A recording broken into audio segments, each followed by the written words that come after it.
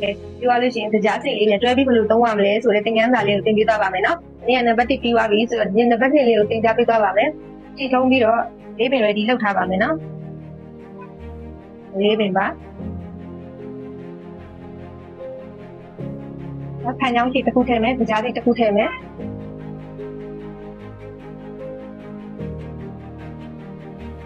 ကြားစိတ်နဲ့ကက်ရက်လေးဝင်ပါမယ်။အဲကြားစိတ်နဲ့အနောက်ကက်ရက်လေးပြန်ထွက်ပါမယ်။နေ့အတိုင်းပဲကြားစိတ်တွေဝင်ပြီးအရှိကိုထွက်လိုက်မယ်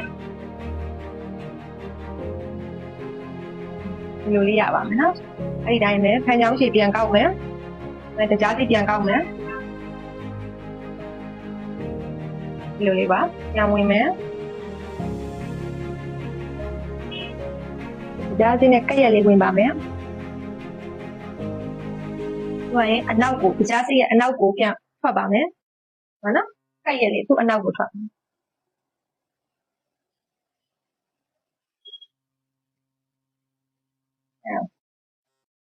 ီမှာပါနော်ပြီးတော့ကြားစိတ်ရဲ့ဒီအနောက်ကနေပြန်ဝင်မယ်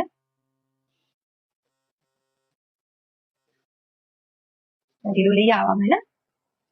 အဲ့ဒါဖန်ချောင်းရှည်ပြန်ကောက်မယ်ဖန်ချောင်းရှည်တစ်ခုရဲ့ကြားစိတ်တစ်ခုရဲ့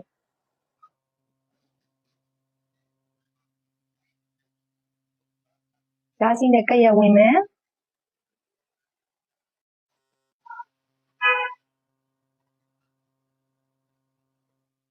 ဒီတိုင်းပဲအခုနမြင်းဆွဲထားသလောက်အဆုံးထိတွေ့အဆုံးထိ